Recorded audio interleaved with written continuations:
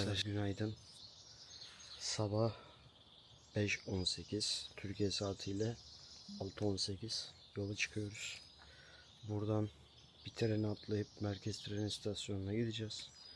Oradan trene bineceğiz. Aktarma yapacağımız yerin ismini hatırlamıyorum. Orada bir otobüsle aktarma yapacağız. Çünkü bir tadilat çalışması varmış tren yollarında. Oradan sonra tekrar bir trene binip Venedik'e gideceğiz. Hallo. Nereye gidiyoruz? Wir fahren nach Italien. Venedik. Hello.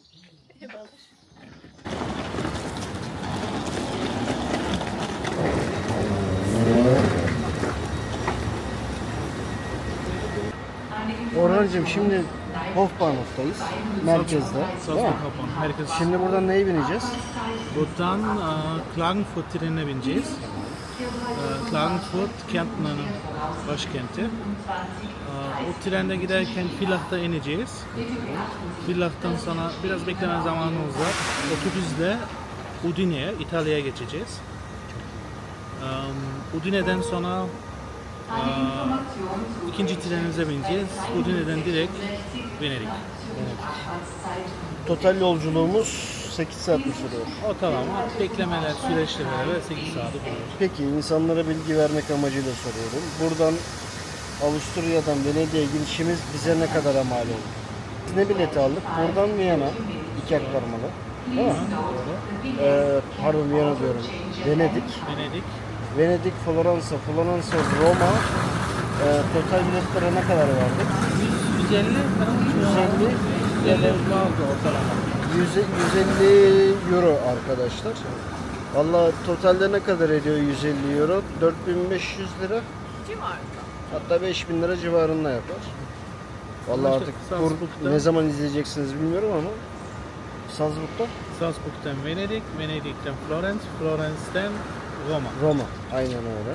Biz arada muhtemelen bir Pisa'ya da uğrayacağız ama orayı saymadık. Şu an onun biletini almadık. Heyecanlı bir yolculuk bizi bekliyor. Uzun sürecek. Yorucu olacak. Ama gençliğimiz var. Ne diliyor? Günaydınlar. Arkadaşlar şunun tipine bir bakar mısınız? Orhi. Evet. Arkadaşlar. Klagenfurt muydu? Klagenfurt.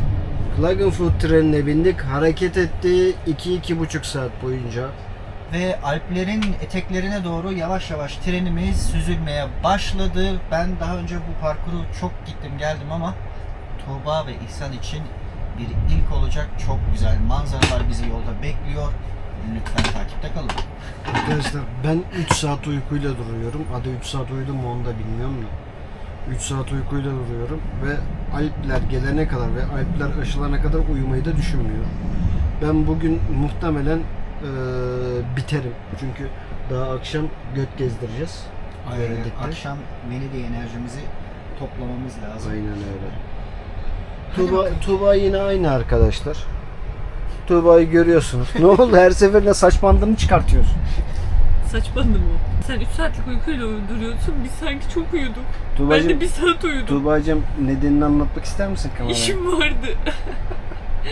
Çok yoğun çünkü valiz toplamamıştım. Herkes toplamıştı. Ben toplamamıştım. Onlarla falan ilgilendim. Uykum var. Arkadaşlar şöyle söyleyeyim. Yalan paralı olsaydı Tuğba kredi çekerdi. Tren eski bir tren denk geldi. Bu hatta çalışan trenler genelde bu tarz trenler. Trene kurban. Çok güzel. Kompartıman boştu. Hemen 4 kişi çöktük. Saat sabah 6:12 treni. Çok kişi de yok zaten. İnşallah bu şekilde sakin sakin sohbet ede de gideriz diye umut ediyorum. Ama Orhan orada bir çakallık yaptı. Kadınlar muhtemelen bir yer gördü. Orhan da hemen trene atladı. Hemen kompartımanı kaptı bizim Kuzey Yıldızımız. Böyle küçük hesaplar peşinde koştun mu? Selamlar. Neredeyiz? Udine'deyiz. Udine'deyiz. Udine'ye varamadım. Orhancığım 3'te 2'yi tamamladık. İtalya'ya yaklaştığımızı belli oluyor. Çok 33 belli oluyor. derece. Hem dış görünüm olarak hem de yaşadığımız şu an fiziksel yaşadığımız şeylerden dolayı 33 derece, %51 nem oranı. Abo. İtalya biz geliyoruz. Ya da geldik. Geldik. Sayılır. Kuzeyindeyiz şu anda da. Doğru mudur? Tuğba, sınırdan geçtikten sonra, indikten sonra ilk fark ettiğin şey Kameradan sonra söyleyeceğim. çok Yani güzel. şöyle, aslında çevre pisti bence ve değişti yani. Bence bir tık bize benziyordu. Aynen Ve öyle. ben hani de Aydın tren garı derim buraya. kesinlikle öyle. Yiğit, Avusturya-İtalya sınırında geçtiğimiz dakika içerisinde kaza yapıyorduk. bir kere ilk olay bizim Avusturya'nın güneyinde başladı biz otobüse binerken. Bir kere biz bugüne kadar hiçbir gecikme yaşamadık 1-2 dakika haricinde. Doğru mudur? Kullandığımız taşıma şeylerinde. Bir kere otobüs 10 dakika geç kalktı. Doğru mudur? Yaklaşık 10 Aynen. dakika. Yaklaşık 10 dakika geç kaldı. Aynı zamanda otobüs şoförü bizim otobüs şoförlerinden çok çok daha kötü. Önündeki tırla 5 metre mesafede gidiyor. Önünü görmeden. İlk yaşadıklarımız bunlar. Arkadaşlar telef olduk.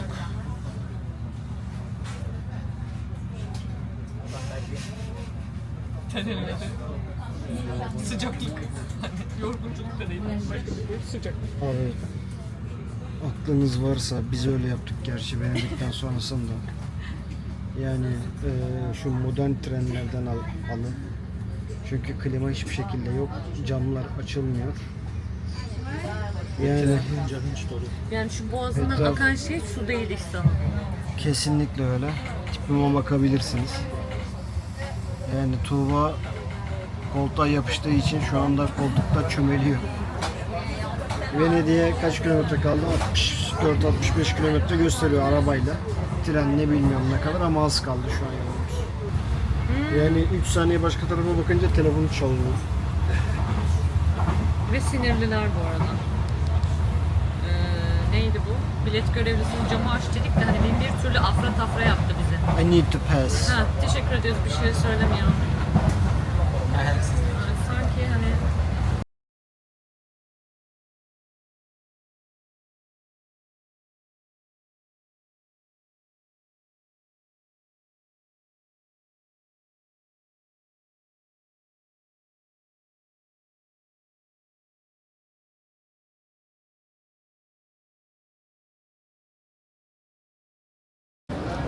Evet arkadaşlar. Venedik'e geldik. Allah kahretsin be. Şu anda çok erken konuşmak için ama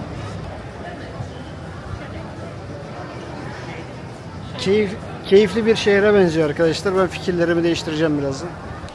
Venedik'le alakalı ilk düşüncem arkadaşlar. İlk başta çok kalabalık gelmişti bana. Ama şu anki gezdiğimiz yerler çok kalabalık değil. Haricinde sokaklar güzel. Beğendim. Ve sürekli bina arasında gezdiğin için zaten güneş görmüyorsun. Eğer öğlen çıkmadıysan. Viyana ve Salzburg'a göre fiyatlar ucuz. Otel fiyatı hariç. Genel olarak otel fiyatları yaptığımız turdaki en pahalı otel Venedik'teydi. Çünkü direkt adanın içinde aldık. Adanın dışına çıkarsanız daha ucuz yerler bulabiliyorsunuz. Genel olarak güzel ama. Değil mi? Mesela burada bir şey var bak. Hoppa.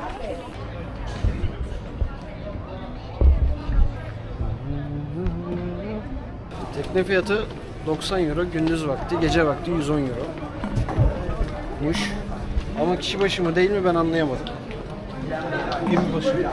Gemi başı mı? Gemi başı. Gemide de maksimum 5 kişisiniz. Tamam 4 kişi binsek ne eder? 23 euro mu eder?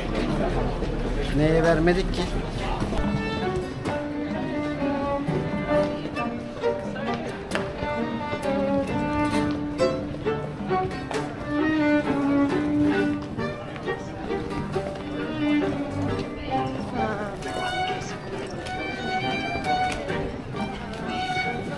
Çok güzel çalıyor lan. mükemmeller.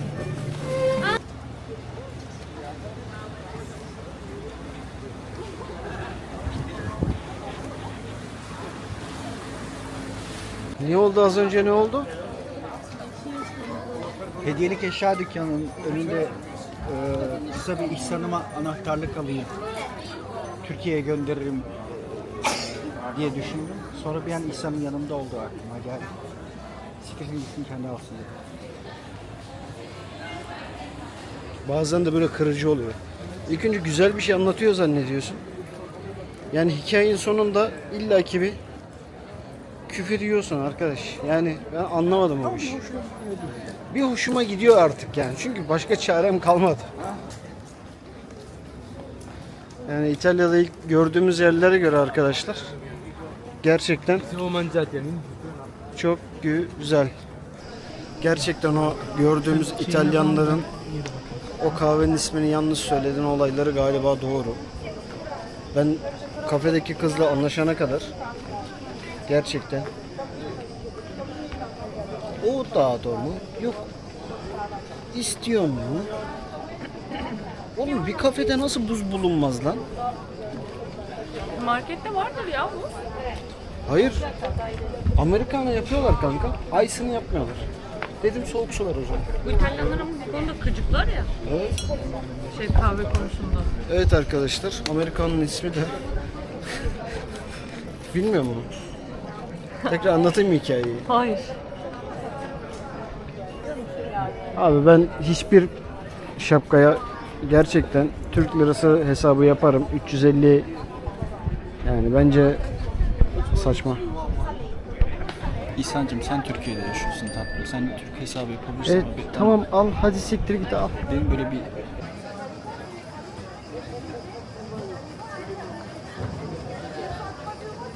Arkadaşlar Tuğba yine fotoğraf çekiliyor. Yine fotoğrafçımız Yiğit. Kankam fiyatlar hakkında ne düşünüyorsun? Bize genel bir yorum yapar mısın? Diğer şehirlerdeki Öyle. fiyatları sen daha iyi biliyorsun. Aynen. Paris, Salzburg, Viyana, Avusturya, bir de İtalya karşılaştırması yaparsak burası acayip ucuz. Çünkü biz bir 6 euroya magnet aldığımı hatırlıyorum. Paris'te de pahalıydı. Salzburg'da da öyle 60'ar Evet. euro. Şu an burada bütün hediyelikçilerde birer euro her şey neredeyse. Değil mi? Yani Ve alabileceğin hatıralıkların maksimum hepsi 3-4 öyle. euroya kadar çıkıyor. Aynen. O yüzden kıyafetler de öyle bu arada. Hani böyle keten şeyler direkt olarak mesela mağaza salıyor gibi bir şey yazıyor. Salit indirim gibi bir şey yazıyor Salit galiba. yazıyor. Komple mesela Saldi. Komple bir duvar 10 euro, bir duvarı 5 euro yapmış. Hani hakikaten de bildiğiniz bizim Türkiye'deki beyaz normal elbiseler var ya, onlar 10 euro mesela. Şu an Bence bulabiliyor 350 musun liraya Türkiye'de? şu an Türkiye'de hani böyle şey kumaşı oluyor. Ya ucuz kumaştan elbise yapıyorsun, terliyorsun, kötü bir görüntü ortaya çıkıyor. Düzgün yani, gidip elledim de. İtalya acayip ucuz. Bence de Kalacak yer ucuz. hariç. Alacak yer artık yapacak bir şey yok. Ne diyorsunuz, yemek mi yiyoruz? şurada çok serince bir yer var. Birer dilim pizzayı. Çok güzel olur. birer dilim. Çok güzel, ben kabul ettim. Akşam da yiyeceğiz. Yarın da yiyeceğiz, akşam da yiyeceğiz. Harika. Güzel bir yere geldik. Oo, çok güzel şeyler var. Ben birazdan alacağım arkadaşlar. Sadece şey yapmak istemiyorum.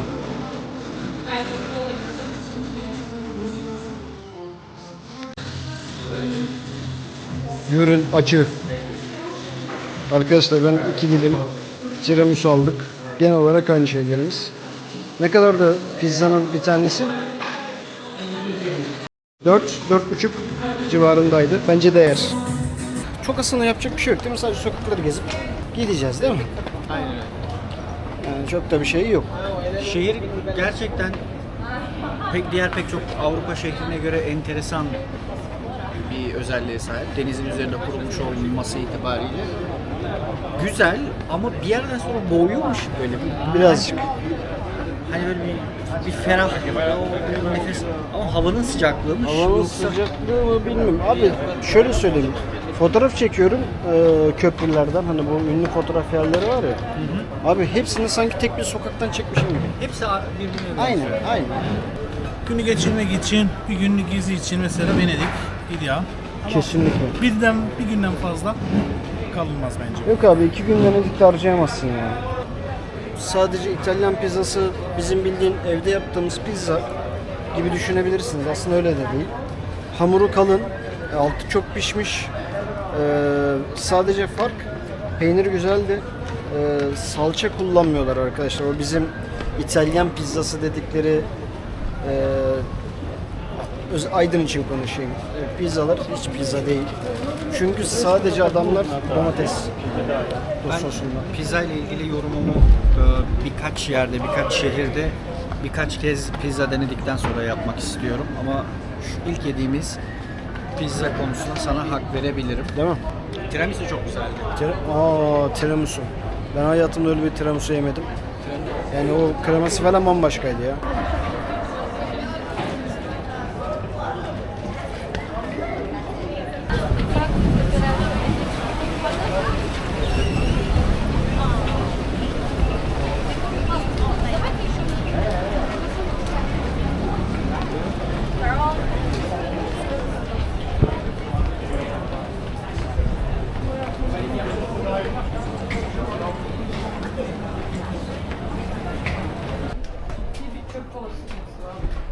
Evet abi.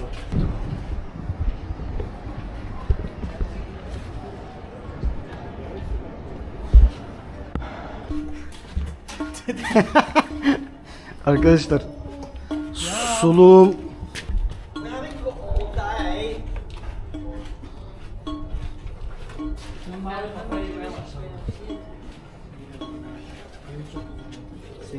kenarlardan yürümeyin.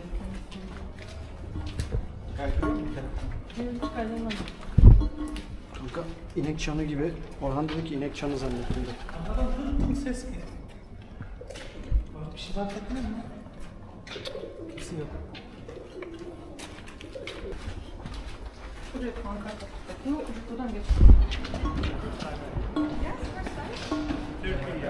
Well, 20 years ago, someone told us. Evet. Ben kendi fikirlerimi söyleyeceğim ya. Evet, gezilecek, görülecek bir yer ama bir günlük. İkinci gün garanti sıkılırsınız arkadaşlar. Yiğit, farklı bir fikrin var mı? Galiba aynı fikri paylaşıyorum seninle. Her yer birbirine çok benziyor. Şehir bir bütüncül güzelliği var. Evet. Yani tek bir şu noktası çok güzel, bu noktası çok güzel diyemeyeceğim. Şimdi Markus Meydanı var. Oraya doğru gidiyoruz. Orada önemli bir katedral, bazilika olduğunu gördük. Orayı ziyaret edeceğiz. Bakalım hani farklı bir izlenim yaratacak mı göreceğimiz şeyler. Ben çok zannetmiyorum ama. Hatta bu sokaktan direkt oraya çıkıyor. Şöyle önümüze dönelim.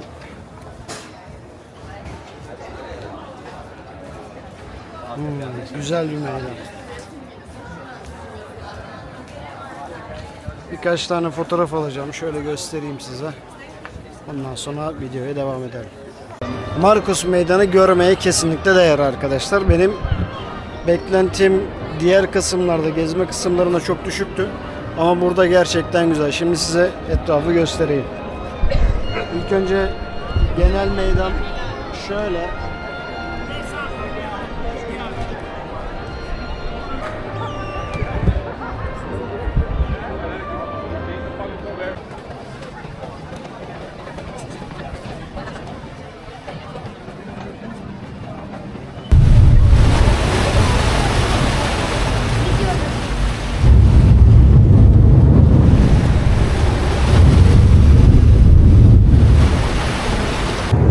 Belediye otobüsünden sonra Belediye botu.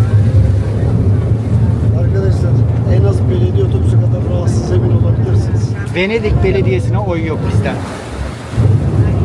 Neredesin Ekrem İmamoğlu? Tatildedir muhtemelen. Kanka bir şey yok, limana çarptık. Sakin ol Sana bir Tuğba. şey söyleyeyim mi? Olsa bile insan hakları varmış. Dava açıyor. Kanka İtalya çok öyle değil ya. Sana bir şey söyleyeyim, hakikaten öyle değil yalnız. İtalyan mafyası diye bir şey var. Bak oğlum. Nerede takılıyorlar acaba? Gidelim bir topumuzu Kaydettim. sıktıralım. Topumuzu sıktıralım.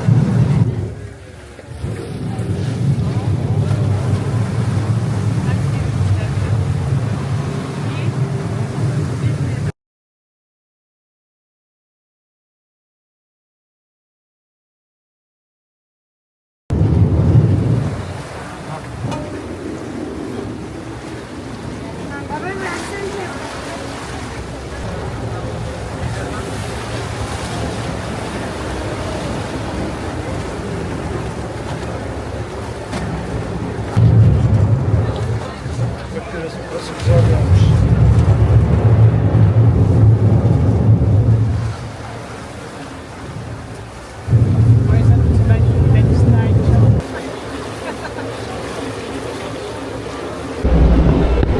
Sağ.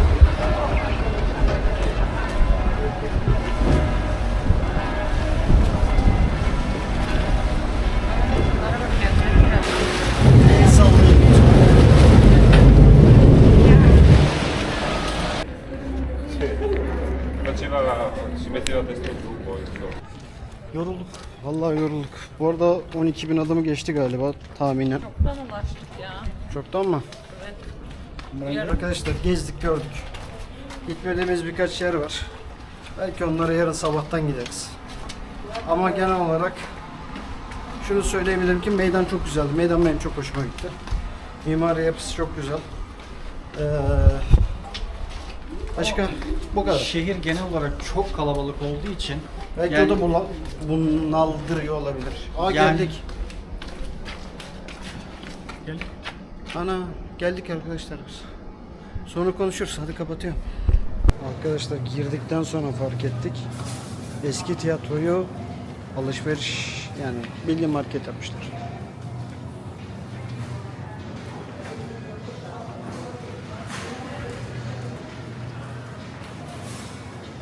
Hiç buz görüyor musunuz peki ya? Benim gözüm de buz arıyor.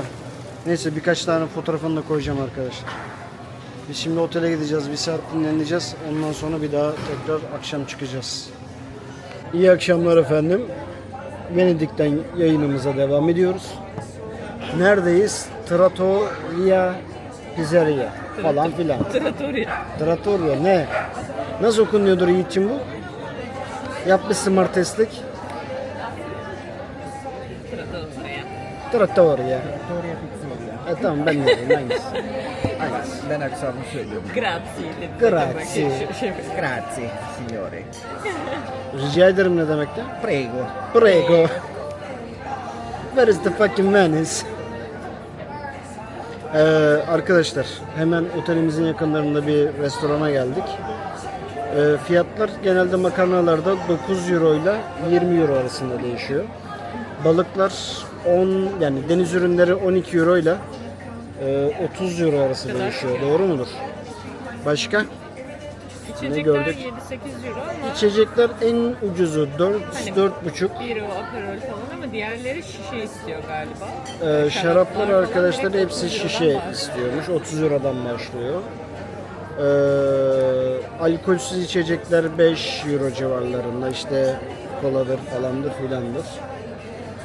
Güzel bir yer. Şöyle etrafı çaktırmadan göster. Sì, certo. Che cosa fai? Ne dedi? Allora, Zaten Alora'yı sen Penta'ya başladığından beri söylüyorsun birader. evet. Ne demek Alora? Peki o halde öyleyse. Gino. Ha, evet. Değil mi? Az önce İtalyanca Almanca çeviri yaptın İhsan. Ya canım benim İlber Ortaylı geçen gün beni çağırdı. Dedim hocam ben tatile gideceğim gelemem. Avusturya'da biliyorsunuz sosyal demokratlar yönetiyor arkadaşlar. Sosyal demokrat Salzburg Belediyesi'nden arkadaşlarımız var. Kendileri herkesle ilgilendiği için onlara teşekkür ediyoruz. Ülke böyle temiz tuttukları için Orhan'a bir alkış gönderiyoruz buradan. Thank you Orhan for everything. Teşekkürler. Yemekten sonra görüşürüz. Gece biraz Venedik'i gezelim ama hava hala sıcak söyleyeyim. Bay bay. Bence Venedik'in gecesi daha güzel. Onu söyleyeyim. En azından sıcak değil.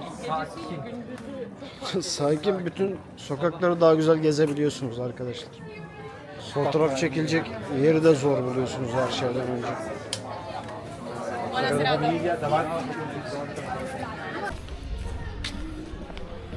Günaydın arkadaşlar. Otelimizden çıkış yaptık. Şimdi tren istasyonuna doğru gideceğiz. Yolda bir hediyelik eşya alacağız. Ondan sonra Floransa'ya doğru yola çıkıyoruz. Normal halk trenlerinden bilet almamıştık burada. Umarım güzel olur çünkü diğer tren rezillikti. Vendik'te günümüzü bitirdik. Artık Floransa videosunda görüşmek üzere. Benimkiler burada bekliyor. Videoyu kapatıyorum. El sallayın.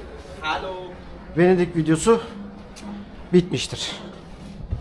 Kendinize iyi bakın. Bay bay. This service will call at Venezia.